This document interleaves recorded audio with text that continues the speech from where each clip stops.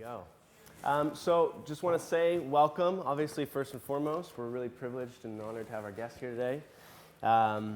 Just so you guys know a little bit about him, he had the privilege, the distinct privilege, obviously, of working and training with Lee Strasberg back in New York. Some of his 50 film and TV credits include Cannibal Holocaust, The International, which many of you have probably seen with Naomi Watts, Clive Owen, and also The Mercury Conspiracy, which he starred in, directed, and produced. Some of his theater credits include Peter Shaffer's Amadeus, which is amazing. He played Salieri, and it was directed by the acclaimed director Roman Polanski.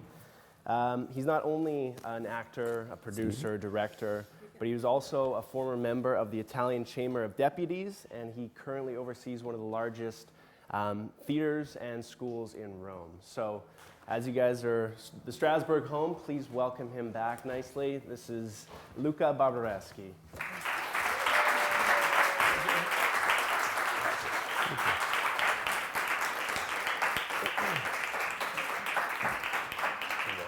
Thank you. So we're going to start with just some questions, and then we'll open it up to you guys, obviously. So welcome back. Feel good to be back. Thank you. Well, I'm more emotional than you might even imagine, because 40 years went by very quick. I was sitting here. There was no stage. It was just chairs and Lee teaching us to relax for the first 6 months. It was a nightmare for an Italian with hormones, being 18, that wanted to be Marlon Brando on the first day. So it was a sort of torture room, but it's feels good to be back. So tell us a little bit about your New York experience and what brought you to New York. How did you kind of get introduced to Lee and the school? Well, I didn't have any money. I come from the Bronx of Italy. It's called Gallatese, next to Milan. So I wanted to be an actor. When I told my father I wanted to be an actor, he said, okay, good luck, bye. Because there was no money. I said, yeah, as long as you can support yourself. And I had one skill. I play very well piano and guitar, and I read music. So I had a chance to work with the director for the Henry V, in which I played a small part. Right. But most of it, I was the assistant. And then he came at the Chicago Lyric Opera for the Tales of Hoffmann by Offenbach with Placido Domingo. Right. And I was 19, so this was a big, for me, it was a fantastic opportunity then to move to New York, where I became the second assistant at the Metropolitan for like 1 year. But before I arrived here, there's a little, because life is very strange. I was in Rome, I was 19, trying to understand what you want to do in your life. And I walk in a bookshop. It's the only bookshop in Rome, all dedicated to the theater. Right. And the owner of this bookshop that actually I bought, and I put in my own National Theater, the one that I bought, I direct. And said, there is a guy there, his name is Lee Strasberg. And Lee was shooting The Godfather in Rome, the scene where he gets shot. And so I walked to Lee Strasberg.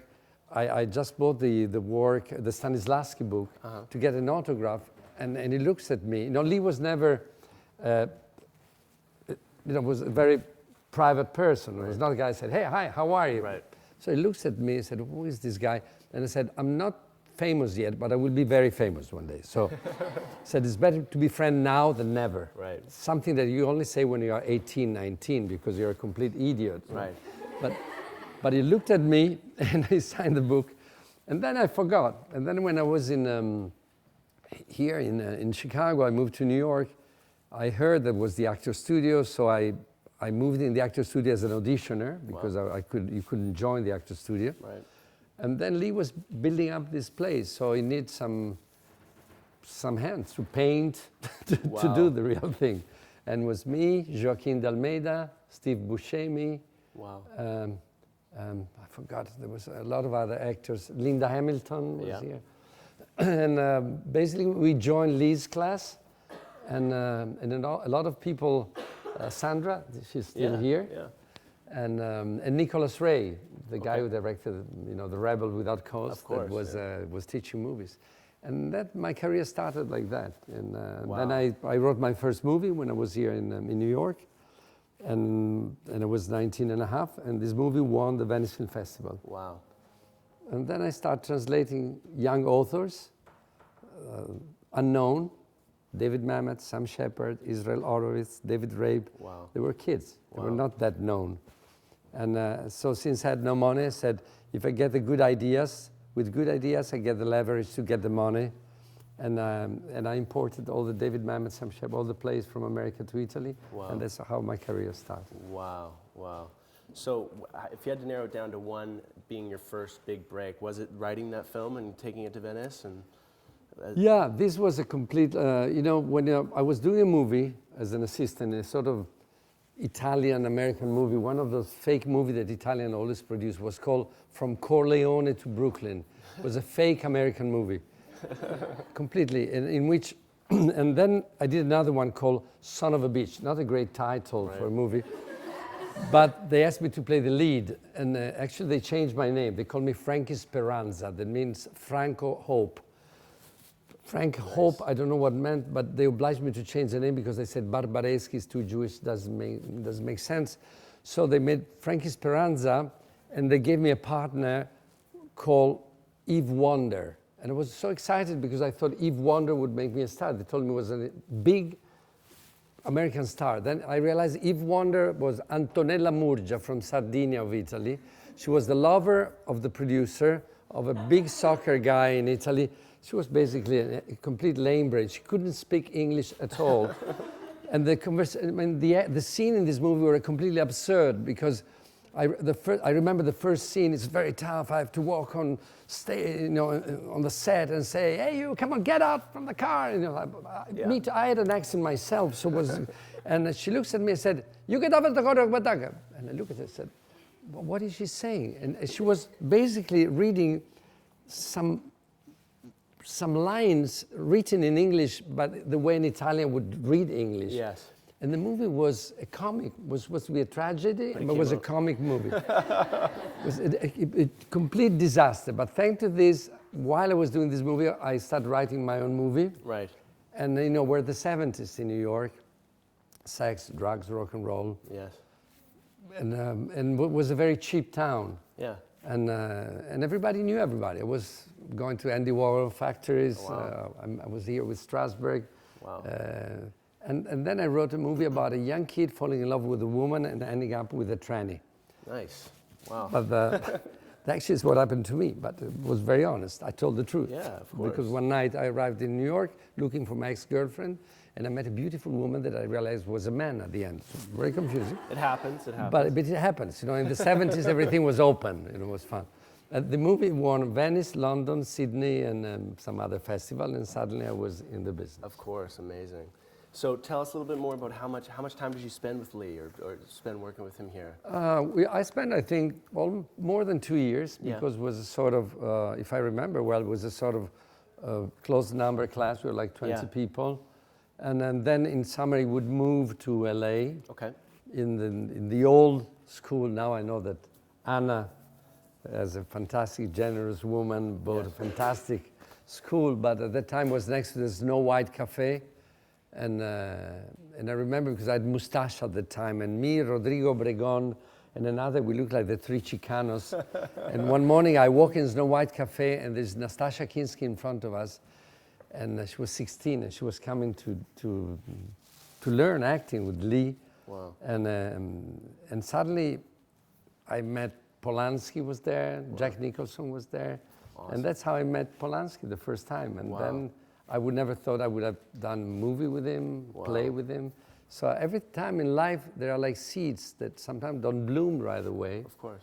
But you keep them. And then when I met Polanski 20 years ago, I said, you were this young kid, hassling me all the time, asking questions. I said, I know. Now I'm old, but before years. That's phenomenal. That's so cool. So the school is still very much how you described it, small classes usually, and still a huge emphasis obviously on sense memory and the method. And so can you tell us a little bit about your experience with that training and how it kind of catapulted into either your directing or your writing and obviously your acting? How did that time here with Lee? For me, it was very important because we Italians are very emotional, naturally emotional. We don't have a problem having emotion. We cry, we scream, we punch. It's a country where where we don't restrain. Actually, we have the opposite problem. We tend to overflow everybody with emotions. So with Lee, it was very interesting because Lee created, I think the method, the way he created, the method is very interesting because it teaches you to go step by step in something that, one day, I think he said, I think it was one of the first lessons, said, De Niro and Marlon Brando. Marlon Brando, I think he never studied in his life. He was Marlon Brando. De Niro was a sort of autistic person, shy, couldn't talk, maybe, and then he became the same thing, studying, learning things. Right. And for us, especially for actors where the ego is big, spending 6 months trying to relax on this fucking chair where it was a nightmare because, after the second month, first of all, I wanted to fuck every actress in the class. I had things to do. When you're 19, you cannot stay 3 hours on a chair with Lee coming and said, "You're not relaxed." I said, "I know I'm not relaxed. How can I be relaxed? I want to act." And then suddenly, after 6 months, said, "Now you do sense memory." Said, the line. And suddenly sense memories, and then the emotional memories, and the relation with, and in my career now that I direct, it's so interesting the work that he's been doing because most of the actors don't have any relation with objects. Right. They take something, they create a vacuum, something that doesn't exist in life, but the actor can create a vacuum. Walks on the stage and everything disappears suddenly. It's like a magician. Right. Instead of creating in it, because they don't relate with things, they don't listen. Right. For example, another thing that is very important that I think I learned through Lee is to listen on stage. Yeah. Most of the actors don't listen. When I directed Glengarry Glen Ross for the first time in Europe, there are 3 scenes in the beginning. And most of the actor that listen thinks is doing nothing. I remember big actor coming, looking at the script, said, "I don't have lines. I have a small part." I said, "No, you listen." And to teach to listen is very hard because, they were overacting, making doing things, while the other guy was trying to have a conversation with no one because the other guy was having an inner monologue that was in the other room. Right. So all those things were step by step very important for me to restrain the waste of energy. And now that I do this year for my 42 years of work, I did a one-man show with a band in which I stay on stage 2 hours, 20 minutes, doing everything. And I did a show like that 15 years ago. Now, I have more energy now that I'm 60 than when I was 30. That actually is wrong because I have less energy, but the point is that now I can canalize, I can use the energy in the right way. And I think the actor basically is a sort of, you get the energy from the audience and you give it back. Right. And the more clean you are inside, and the more you use the energy, the more everything is easy. And the emotion comes out, you can cry, you can make people laugh. And unfortunately, I learned it too late. I'm getting old, but maybe before I die, I become a good actor. Yeah. You see, that's the other thing. It takes so many years, and it is never ending. I keep studying now. I keep finding new things every day. I'm sure. And that's Lee. Yeah. Because Lee gave me the key of thinking that the path is forever. It's not 3 years of learning and that's it. Wow. So going a little bit back to your directing, I just had the privilege of watching the Mercury Conspiracy the other night, which you directed and you starred in. So taking then the method now, obviously that must influence your directing a little bit and how that all functions. And if you guys haven't seen the film, it's great. It's about tainted food. There's a bunch of outbreaks in China with tainted milk and seafood and a bunch of things, basically. Poisons, and people died basically because of it. So had a political spin to it, obviously. But how did your time with Lee and the method and that stuff that you were just speaking of, centered you? But how does that affect your directing now? Do you find it does with your interaction with actors and whatnot? When you direct, produce, and act is one of the most complicated thing in the beginning. Right. Then what I do, I do it the same way I do it in the theater. So basically, I rehearse a lot before. Right. I stage things. I don't tell the people which camera I'm going to use, which kind of, because the actor should know if he is a close. Well, he should know if there is a close-up, but I try to get the teamwork that works. So we have the same. I was working with the Zhang Jinchu, who's one of the best Chinese actors, and and it's a different. We had two different words. Of course. And then there were some very good Italian actor, very good American actors in it. So, but after 10 years, 10 days of working together, suddenly we found a common denominator that was sort of true to life acting and listening. And then basically when you are in a movie like that, where it costs a lot of money, you are in China, you have a schedule, you don't have time to expand. You expect actor to do this job before. Of course. So when they come, you tell, you direct, you say, I want this emotion here. The camera is going to be next to you. I think there's a nice pose here, and then you react to the way she's looking at you. You direct them, but I think the work of the acting should be done before. It's like when you direct an orchestra. From a level on, you cannot go to the guy that plays the violin and tell him how to put the fingers. Yeah. That's too late. You should have learned before. Right. So you just give the incipit, you give the largo, whatever, and then he has to follow you with the skills he already knows. Wow. So that's what you expect from professionals. Of course. And then nights, long nights talking after the set, especially with the lead, with Zhang Jinchu was important, even because Chinese people have a different way to approach emotion. Yeah. And and I see the way they act, they seem not very generous. Then they are, but they're more private. Right. And actually it was interesting because the way she was giving all the emotion in the movie was very subtle, but very, very wonderful. Wow. Wonderful. Wow. Much different from the Italian. No, she would look at you and then suddenly the tear was coming, and every chuck, we call it in Italian, every take, the same tear, the same moment, perfect. Wow. No, I said, you need another one? Another one. Boom, it was coming down. Wow. And it was interesting because a lot of people go like, 2 hours, and then they don't cry or they don't have the emotion. Right. She was very quiet all the time, but very zen. Wow, that's amazing. So then how about if you're directing a film that you're starring in, directing yourself, how does that come about? I'm always curious about that. Do you watch dailies or playback and then kind of self-direct, or what's your kind of... I work before on myself, before I'm on stage. Yes. Usually I take a month with some teacher, or somebody I trust, sometime another director that I relate, and we go through the movie for my acting work. Awesome. Substitution, things that for each scene. So if you see a script of mine, becomes like that, because for each word there are like 15 comment and things and things that I need to know from it. Yes. The audience might not know it, right? But, if I need, and it's fantastic because you can go deeper and deeper and deeper. There's no end. Right.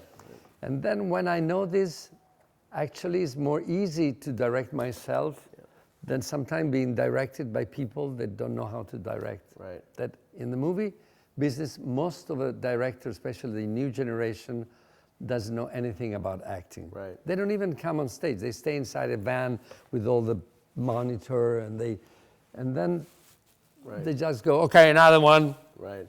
And you hear a word, said, okay. Right. I did a movie that nobody saw me because they cut the beginning with Marilyn Streep. And it's funny because I waited for the movie all my life. It was called River Wild. Yes. And I spent a month with Marilyn Streep on the set doing this fantastic scene. Then they cut the beginning, so my role was gone.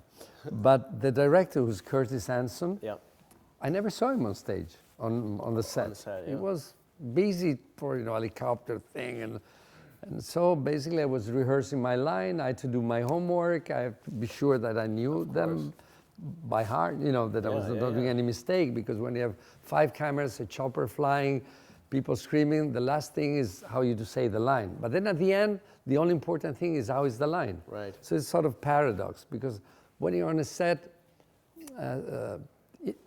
American movies are more concerned about the actor. Right. Italian movies is like the actor is the last thing. So you have to learn how to do the best while people go, hey, Franco, come here. So some people scream, somebody bangs you, the guy says, sorry, come and move over. So, and you're having your little scene where you have to cry. And somebody said, you want a pizza? No, okay, fuck you, get over. We do it after lunch. You said, I was doing my preparation. I said, no, okay, thank you. Wow. But at the end, I learned even to sleep on the set. Wow. Between one take and the other. Amazing. You suddenly forget. Says, how long? When is the set ready? 2 hours. Okay. You sleep. You go and you stay by yourself. And then it doesn't. I remember it was Scorsese was shooting Gangs of New York in Rome. Yeah. And I was very jealous of Daniel Lewis because I was doing a movie next door in another studio, and every time was my time to act. It was like a pizza place. Luca, yeah, I'm ready. Are you ready? 15 people talking. The director saying, shh, 15 times because no one would shut up, even when you were acting.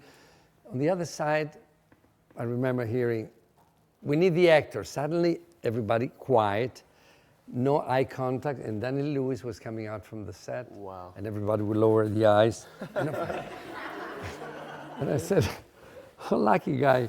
And of course, he would come out and say one line and go back on his van for another 6 hours. And of course, when you have this kind of celebration of the work of the actor, even your line becomes very important because you feel this line is very important. But then we don't have the same money, we don't have the same organization. So I think at the end I reached a lot of good work, even with people screaming in the ear, somebody banging, but it's a different system. That's so funny. That somehow, when an American actor come in Rome, they change completely. Their style, you mean. When De Niro was doing Once Upon a Time in America, the first 3 days, he had 15 bodyguards. Right. After 3 months, he had 10. Right.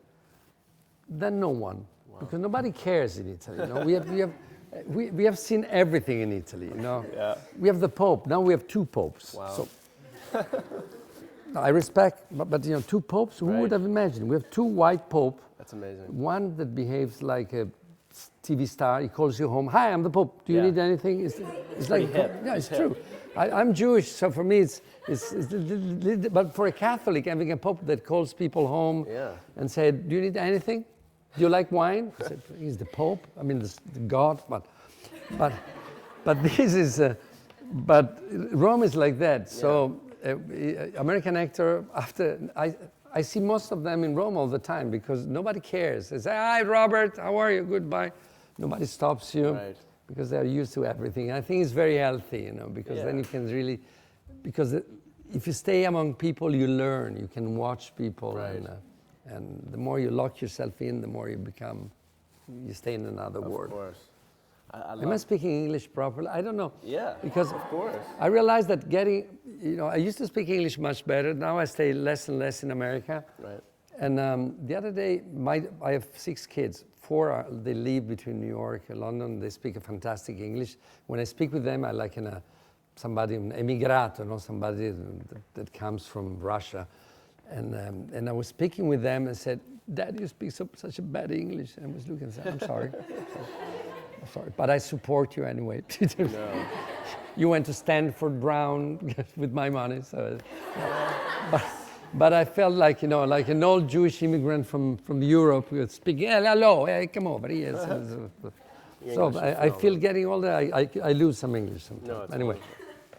No, it's so good hearing you talk about it because I think method actors often get a bad rap for being too precious, or there's the Christian Bale story. I don't know if you've heard of that, where he blew up on set because there wasn't quiet, there wasn't that, whatever.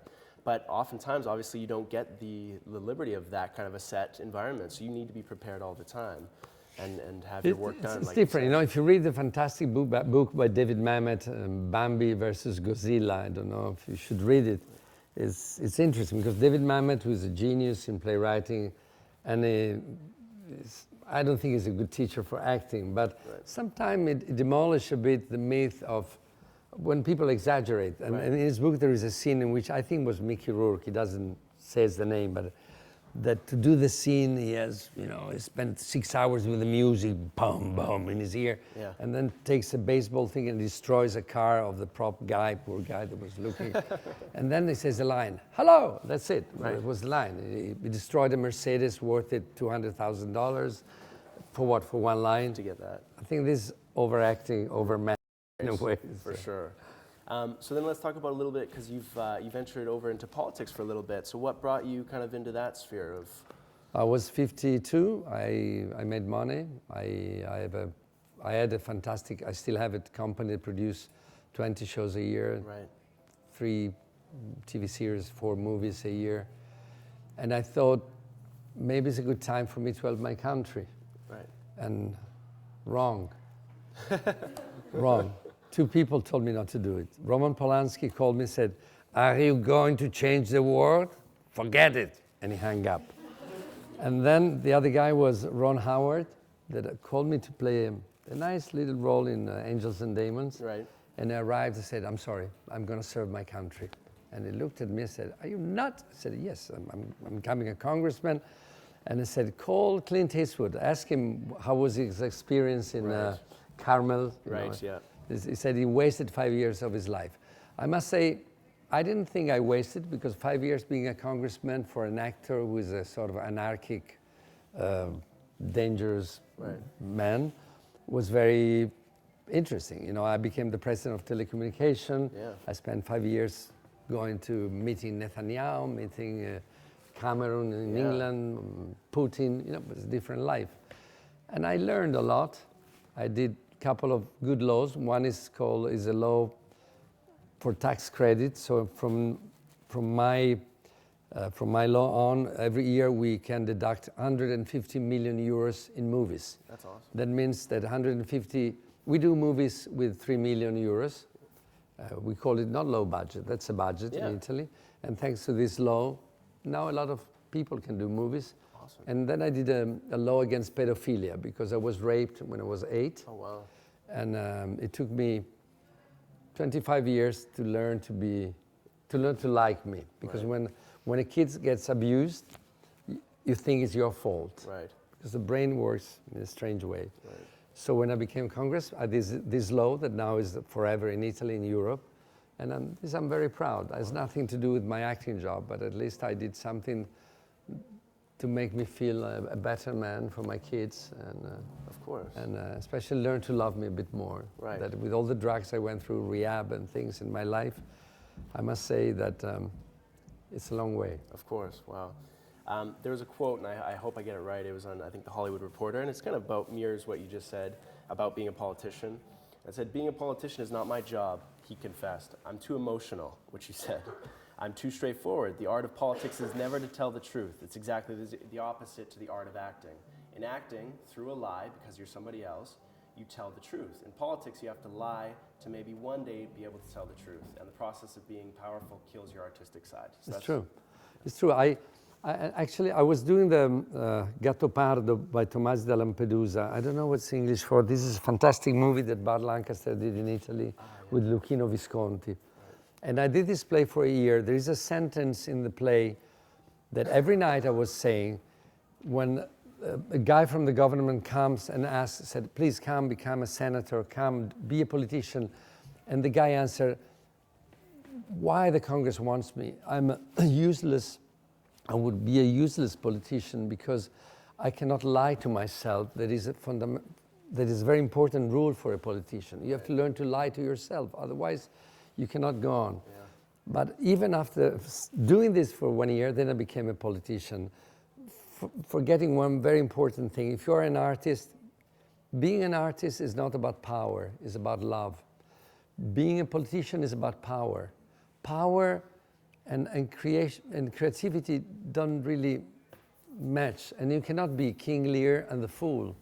The structure doesn't work. Right. And I tried for 5 years, and this was really painful for me, because I was a powerful man. I was flying on a private plane from the government. I was living in another world. But then I did theater for every for the 5 years. Right. I did it once, 2, 3 times a year. I do my theater, but I wouldn't match the two things. Wow. And at the end, I'm happy. I think the strongest revolutionary act a man can do in his life is to do his own job. You know, if you clean the street or whatever, if you do it right, that's fantastic for you. And even after that, I learned, and I love acting so much, more than producing, more than directing, because it's such a fantastic art, so fragile, but so magic. You know, now I have the luck to have the National Theatre with 2 stages. One is 1,000 seat, one is a 300 seat. And in the last 10 years, I've sold out almost every time I have a show. And when you are on stage, and suddenly you say something, and you see somebody in the first line where you see the face crying, and then you make him laugh. This is a job for a magician. You know, it's fantastic because you can really play with the emotion, and this emotion refresh yourself, refresh people, and the stage is the only place where the brain absorb and re-elaborate things. Right. All the neurosciences now explain this very properly. Yeah. And so it's a very healthy place to be. Wow. So can we go back a little bit to some theater? You got the chance to work with Polanski on Amadeus. You played Salieri. Can you tell us a little bit about that experience? And that must have been amazing. We met again in Italy, and he saw a show that I did. He liked it, and he said, okay. One night we had dinner, because the life then is very simple. Yeah. Of course, I loved him. Yeah. And then suddenly he liked me too. So I said, would you direct me? And he said, to do what? I said, I love to do Salieri, and if you would direct me, I produce it. So we shook hands. He's a very honest man, very cultivated. Yeah. Very honest even with the money, because you know theater is not a place where you make money. Right. And when he came and I asked him how much you want to direct the play, he said 50,000. I thought a day, and he said no, for the whole thing. I said that's very low. I said, but that's a theater. So we spent 3 months for very little money, but with a passion. I have a picture of him sitting like that on stage looking at the actor, and he was already, I think, now he's 80, he must have been 65. Yeah. It was like a baby, like a kid. And he knows everything. He knows the light, he knows the stage, he knows all the tricks. And the way he directs is so simple, because he never tells you something that is not possible to do, because he's an actor, he knows. Right. So sometimes I said, maybe if you put the hand like that, it's more interesting. Do you think so? Shall we do it? And you do it. Said, yeah, maybe. Okay, keep it and work on it. So it was a walk in the wood. It was fantastic. It was one of the best. And after we became good friends, and I started producing The Pianist from Italy, and then his movie, I don't know if he came here, about his life, that is very interesting. Yeah. And now we're preparing the Affaire Dreyfus, that is, I think, his final movie, because he's 83, 82, and is about, Affaire Dreyfus is a famous story, but I think match a lot with what happened in his life. That's phenomenal, and that was going to be my next question. So, at this stage in your career, you know, a huge, colorful, long, successful career. What's kind of your focus now over the next few years? Well, now I have a media company that I think is very unique in Europe, at least, because I put together 48 people. Yeah. Most of them are much younger than me, from 25 to 30. We produce fiction for TV, we produce movie, web series, and theater. And we have it's a sort of big factory in the center of Rome with the oldest and the nicest theater. So I will be obliged to spend the next at least 10 years, because I put a lot of money to renew it and to buy it. Yes. And I think it's a sort of, how do you say it, restitution, when you give back, you know. I decided to give back. I told my kids, there's no inheritance in life. I'm not going to leave you anything. No, you know why? Because I had nothing, and I'm a lucky man. And I'm 60, and if I can fly business, I'm excited like a kid. If you grow up first class when you're 12, you're an unhappy person. So I look at them and said, I give you university, I have some money left, I put it in the community. So I want this theater to be there forever, and I will dedicate my life. So I still study acting. I study something that I will never do in my life, that is conducting an orchestra, but I do it for the brain, because you have to do things that are impossible. So your brain still search and and try to do. And the idea gave it to me, David Mamet, because when we were in LA a couple of years ago, he was a bit depressed. He was in a bad mood, and said, "What are you doing, David?" And he said, "I'm taking lesson to fly a 747." I said, "What?" He said, 747. It's a big plane.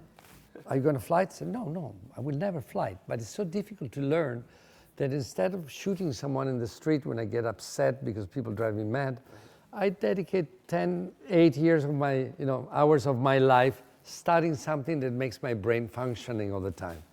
So since I'm not interested in planes, I like music, and I start studying, composition and directing. So that's what I do, and then I wake up at 5 in the morning, I go in the office at 6:30 in the theater, and I leave at 7, because I have 2 young kids now, 3 and 5. Right. So I'm less egoistical about my life, and I spend a bit more time with them. Of course, it's fantastic. That I never did with the other one. Yeah. So I'm sure these guys would love to ask some Please, questions. anything, So private thing. anyone has any questions? I'm sorry, I'm trying to see everyone, but you can basically just kind of raise your hand or stand up if you have any questions. Anyone? I can't believe nobody has a Sorry, question. Okay, Yeah, thank you. go ahead. Please. So it's really inspiring to hear that you started in music and then it led to so many things. My background is entirely in opera. I don't know exactly how well, it was a very logical process of how I got here. Actually, the reason why I left music school was to do neuroscience, understand why I responded to opera. Then I got here, I was interested in politics, so I relate a lot to what you're talking about.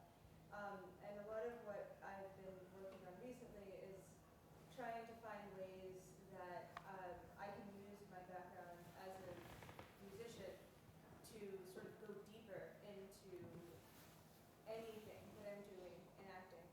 And I was wondering if you had any insights into that in terms of what I See, it's very interesting what you're saying, because for me, the music is a very interesting metaphor when you direct, for example, an actor.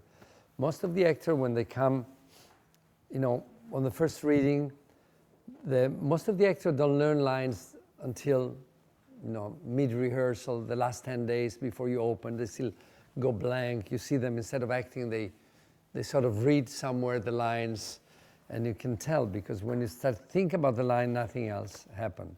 When you play, especially when you play jazz, usually you know everything by heart. You don't read the music. When I did my show, was playing Bill Evans or with the guitar doing samba. Because I was born in South America, so I have a background of music that is very nice to play with the guitar. But before I thought to be on stage, my fingers would go without thinking. So they were moving, and that's why when you learn music, you do all the scale, everything you do becomes automatic. And then when you don't think about where you put your hands, suddenly that's where interpretation starts, because then your heart goes into your hands and you do it. With the lines, it's the same thing. When you stop thinking about the lines, that's where acting starts. If you start looking for the lines, there's no acting. And so what I always try to do, I try to have the people learn a lot so they can control the lines they have. And then a little pause, a tempo becomes, because the words are less important than what you don't say. And most of the people just sit on the words thinking it's the only thing, because that's my line, that's my moment. And then they disappear after that, because they keep thinking about the next line they have to say. And you never do think, when you play music well, but even in music, most of the biggest orchestra in the world, they read. And I was surprised when I was working both at the Met and La Scala, how many people that play in the most fantastic orchestra without the score, they cannot play. And this for me was scary. I said, how come? And you're a fantastic violin player, and if they take off, you go, what? So I think this for an actor is very interesting, because if you learn, if you know by heart everything, then you're in another level. And the music is the best example, because because it's like that. It's as easy as that when you do it. Awesome. Cool. Please. At what point in your life did you realize you wanted to start a theater company, and how did you go about making a successful? I think I started at 21, 22, maybe 23, because when I moved back to Italy, because New York was very intense and too many drugs, too much stuff beside everything else. So I arrived in the moment, and New York changed. At the end of the 70s, New York suddenly was very sad. AIDS, the excess. I remember 76, 74, 75. I'm surprised I'm alive with what I did. And so I came back with a lot of information in my brain, a lot of authors, a lot of things. And we a bunch of us, same age. One was Gabriele Salvatore, the guy that won the Academy Award with Mediterranean. We were all young kids. We said, we rented a garage. We put 800 chairs, and was the Compagnia dell'Elfo, the Elf was called. And we started doing our own plays in our own way. Midsummer Night Dream, Elsa Poppin, Class and Fine, Class Enemy by Nigel Williams. And suddenly, we had a lot of big competitors, but the 10 people in this group, now they're all huge stars.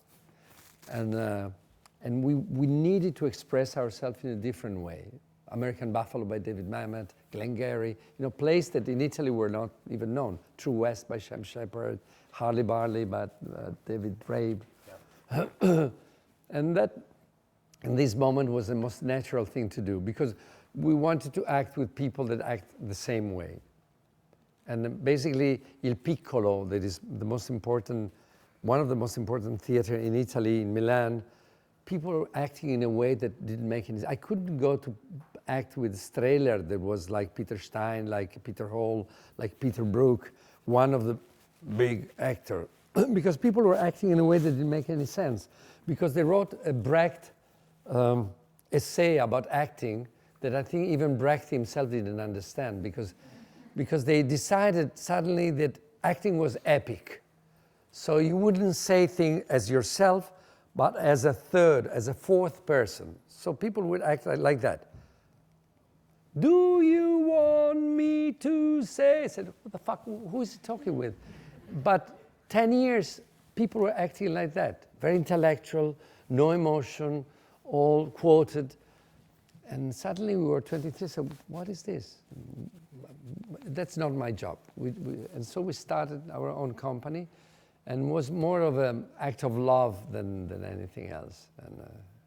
And things changed, and I think out of those 10, now each of those has his own company, his own staff, his own play. But everything has to come out as an act of love. Love is very important in life. It's a big engine. Yes? I was just, these days there seems to be like a big focus on creating your own work. And everybody says that it's really important to create your own work. And it sounds like you started doing that a long time ago. And I was just wondering, do you ever have phases where you don't feel inspired? And if that happens, where do you look for inspiration? Well, most of the time I'm not inspired. Most of the time I'm confused. And the more you grow up, the more you are confused. But actually, if you accept this, it's a fantastic thing. I tell you two stories about two big guys, Nicholas Ray and Polanski, in two different moments of my life. Nick was dying with cancer and was teaching here. And we shot a movie that actually we lost the footage. That's absolutely crazy. I had it. It was a 40 minutes movie shot here by Nicholas Ray. In one of my movies, I lost it. I don't know where it is. But one day he didn't have any ideas of how to do this short movie. And he looked at us and said, I have no ideas today. Let's get an ice cream. And we went in Union Square and we lay down in the grass with the ice cream. And at that time I was looking at him, I said, what a waste, you know, what are we doing here? We should go back and work, you know. I was upset. I didn't like the idea. This guy was taking an ice cream during my work. Jump. 25 years later with Polanski, I'm producing Polanski, I'm acting Polanski, and Polanski Academy Award winner in front of me, and he's looking at the scene, moving the scene back, the scene doesn't work, and he said, okay, no way. I don't have any ideas. Let's have an ice cream. And suddenly my reaction was different. And I loved the guy that didn't try to push. He said, I'm dry. Let's relax. And sometimes when you, I don't know, you do ballet here? At my time there was Luba Ash, fantastic teacher. We do Gram. I still can do the things. I loved it. But when you're not contracted, when you release, it's like when you breathe, that's when the inspiration comes. The more you restrain yourself, the more you close and nothing happens. So sometimes you have to get, you know, to abandon yourself and say, you know what? No, zero idea. I'm a lame brain right now. I don't know what to do. And this is a risk you can take the more you learn about life, because you don't fight creativity. You let creativity come inside you. And to do that, you have to be very open and be ready to lose, because sometimes it's a bad idea. When I write a movie, it takes many days, many weeks, sometimes a couple of years. I'm very slow on writing, so I do a movie every 3-4 years because I need to finish. The process of movie making is long, raising, finding the money, shooting, editing, usually it's 3 years. And at the end you're exhausted, but then is a moment of your life, and it's nice. And even the moment with zero creativity is a nice moment. It's different. Yes? It's very interesting to hear you talk about. Okay, it's very interesting to hear you were talking about your painful struggling between being actor and being politician, because doing acting is so different from doing something else. I was curious about how do you balance yourself between being, actor and doing something else, like pursue power or do something. Because there are so many distractions in the world. How do you balance that? Because being an artist is so different. You can be your own world, but doing something else is quite different. How do you balance that in your life? Well, after that, I wrote a movie that was called about politicians. So it was very interesting because being an actor, you relate with someone, always looking at him as a character. So this is a nice thing because I never took seriously anyone, not even Netanyahu when I was in Israel or Cameroon in England. I was looking at him as a character. So look the way he moves, the way he picks his nose. So you have a big power because acting is very powerful. And if I would have been a bad person, I could have made a lot of things out of this because you can control people. When I would go in the Congress, people take themselves so seriously that in the beginning I almost laughed. Said, "Hi, how are you? Yeah, I'm changing the world today. I know." And then you say overacting, bad actor, liar, and then I said, okay, let's enjoy this and play with them. So I was using the same language they was using, different. There were people from the extreme right, a bit beefy, very strong, and I would speak like them. I said, "Hi, Luca, how are you?" I said, "Good, my man." And suddenly they loved me. And then with somebody else, very fragile, and I was, yes, it was like acting. I was acting inside to try to understand people. Not when I was doing my serious stuff, but I was looking as a huge, all the world stage and man and woman, Shakespeare. are players, and everybody's a player, and the parliament is like a big stage where people act their own passion. The only thing is that they have to lie, as you said before. You're a politician, right, left, doesn't matter. They have to lie because they have to project dreams that they know from the beginning will never happen. If I become a president, I will have green world. How it's going to do it in 4 years? It's impossible. But people need to believe that it will change something. Otherwise, they will never vote. Theater is another thing. You come to be confused, to be unbalanced. You know, when people sit on the stage, they want to be completely overwhelmed by things they don't know. But when you're a politician, you need to lie. So I was not a good politician. I was not in terms of the career of a politician. That's why most of the politicians are politicians all their life. You know, we have politicians in Italy re-elected for the 4th time. They spent 25 years in the parliament. They don't even know what's happening outside.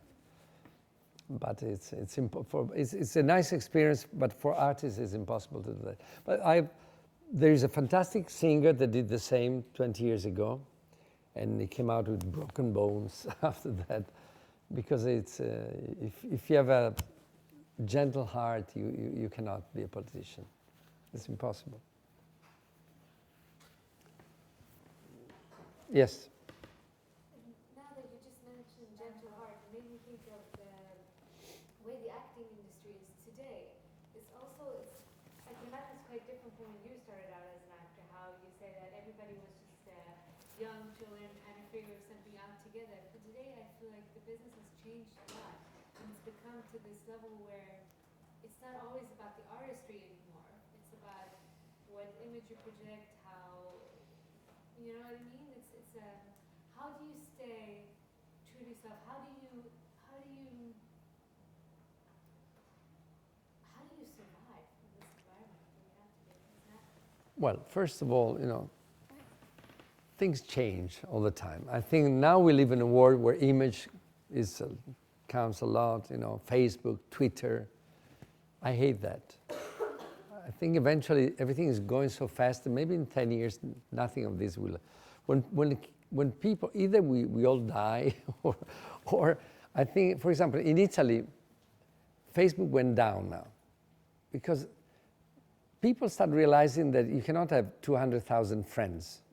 Who are? I have 2 friends in my life. Where are the other 198,000? Don't exist. Twitter is a simplification of thought. You know, why I have to use 150 words where I could have a nice Tolstoy book that explains, or a Proust with La Recherche that tells you the intermittence du cœur. You know, it's fantastic. I think Marcel Proust is the best book to read if you want to become an actor. There's very few people has this fantastic capacity to describe in 50 pages a very simple thing. In every little detail, it's fantastic. So I think there are moments in life. Of course, this is is a moment in which telecommunication, you know, it's changed a lot of things. But at the same time, gave an opportunity that nobody had before. When I wanted to do a movie 40 years ago, the camera was like that, a lot of money. Now, if you have a good idea and a 4K cell phone, it's like having a pencil and a paper. And you can do it, and you put it on. So it's up to you. And I think this is a fantastic opportunity to tell a story. So it depends who you want to be. I consider myself not an old star, but an old fart, because I grew up with Mike Nichols' movie, with Scorsese. You know, with movies, we used to go when we were in New York at Bleecker Street or Carnegie Hall, where they had double features. So in the same day, sometimes we would watch 4 movies. And like James Taylor says, sitting in the darkness and trying to be somebody else was the rule. You know, I watched all the Bergman movies, all the Kazan movies, and it was all about acting. I think acting will never finish. I think that the business is changing because there is a generation that like to go, they don't they like to watch product at home. You know, for example, Milan doesn't have cinemas anymore, theaters. Shrunk from 200 to 15. But a lot of people watch, you know, through Netflix, through these other things. So I think it's not that, I don't see it in a negative way. And I think there will be people always with being artists. Few people are artists because they don't believe being an artist. You know, if you want to have a scandal, I had a lot of scandal in my life because of the drugs, but this didn't add anything in my career. I was all over the papers. One night they found us completely wasted. You know, bam, bam, bam. I destroyed the life of my kids. I didn't do it on purpose. I was an idiot. You know, I didn't realize how dangerous it was to do things. But at the same time, I feel that when I came out from politics, I tell you one important thing. When I came out from politics, people looked at me in a bad way because it was, I think, the worst moment in Italy for politics. Berlusconi, scandals and things. So being a politician was like being a piece of shit, not zero. And I didn't realize how bad it was for my artist career to be considered a politician.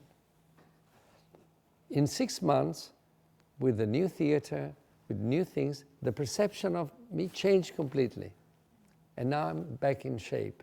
And I did it as an act of love. I took a theater, I put myself inside my job, and suddenly and now I have a full house, people coming, is a sort of a 10th of Abraham. You know, people come. We have plays, but we have Monday about culture, Tuesday with a special hospital about neurosciences.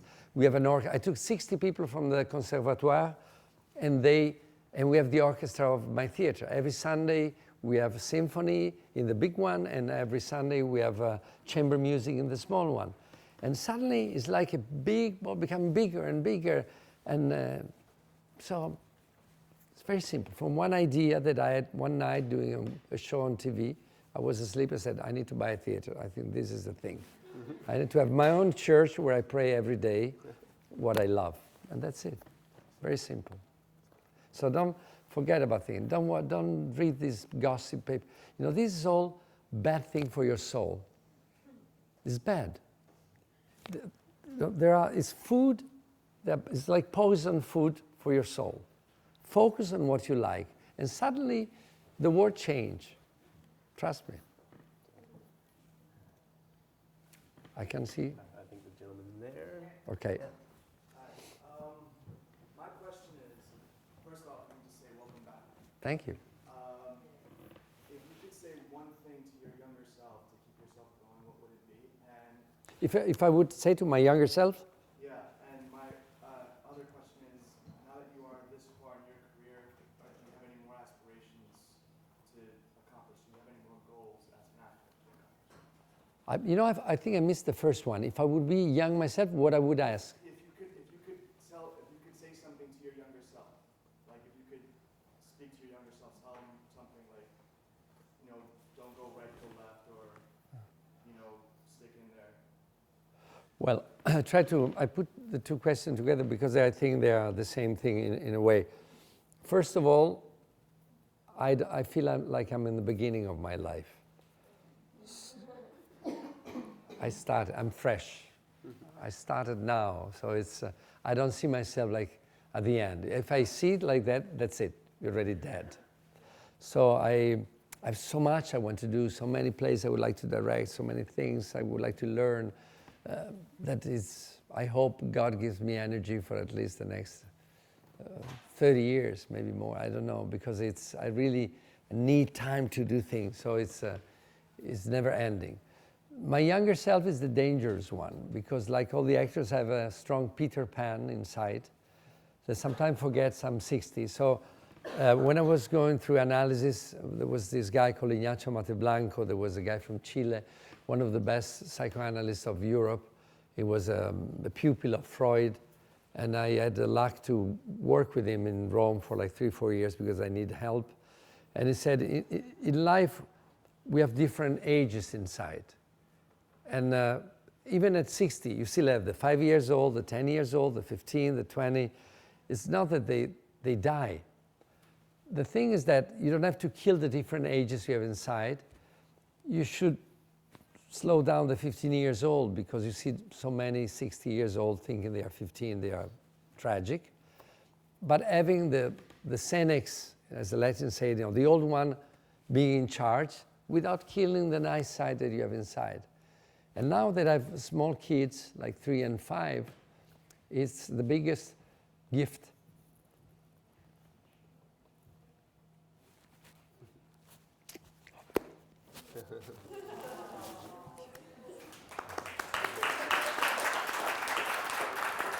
Yeah, because you learn from them so much, and you listen. I realized that I would listen. Now I'm getting emotional because I thought I saw myself here 40 years ago.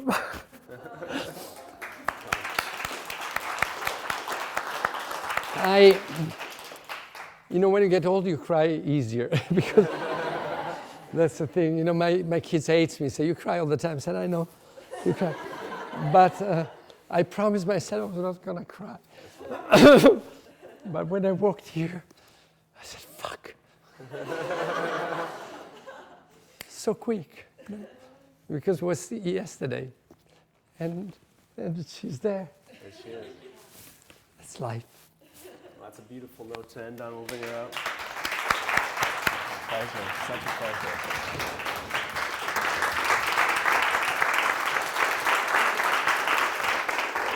Thank you for coming. Thank you.